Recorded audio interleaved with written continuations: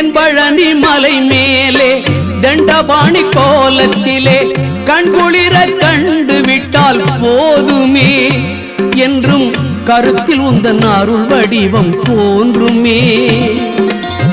தென்பழனி மலை மேலே தண்டபாணி கோலத்திலே கண்குளிர கண்டு விட்டால் போதுமே என்றும் கருத்தில் உந்தன் அருள் வடிவம் தோன்றுமே.